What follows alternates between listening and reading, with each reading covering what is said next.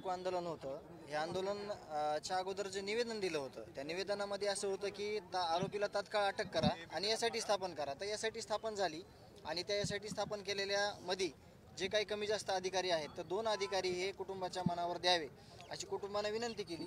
त्याप्रमाणे त्यांना लेखी स्वरूपामध्ये SP ऑफिसला येऊन ते कोण अधिकारी घ्यायचेत नवीन त्या संदर्भात त्यांनी सूचना दिल्या आणि आरोपी त्या माध्यमातून तपास माध्यमातून लवकरात लवकर कसे अटक होतील असं कुटुंबाला आणि जे प्रतिनिधी आहेत इथले त्या प्रतिनिधीला SP साहेबांनी आता सांगितलेलं आहे.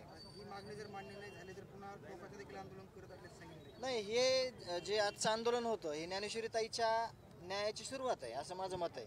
कारण हे पहिलं पाऊल आहे ज्ञानेश्वरीताईनं टाकलेलं.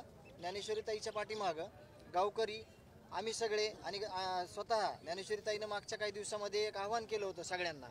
त्याच्यामध्ये दुसऱ्या दिवशी आदरणीय संघर्ष योद्धे मनोजदादा जरांगे पाटील हे इथं येऊन गेले होते. त्याच्यानंतर 2 दिवसानं SIT स्थापन झाली आणि जे पीडित कुटुंब आहे, ज्याला काहीतरी माणुसकी आहे, ज्याला काहीतरी समाजाचं देणं लागतंय, असे सगळे लोक या ज्ञानेश्वरीताईच्या पाठीमागं भक्कमपणे उभं आहेत आणि उभा जोपर्यंत आहेत की जोपर्यंत ज्ञानेश्वरीताईला न्याय मिळत नाही आणि हे सगळे आरोपी जेरबंद होत नाही तोपर्यंत हे सगळे आलेले लोक हे ज्ञानेश्वरीताईला भक्कमपणे साथ देतील.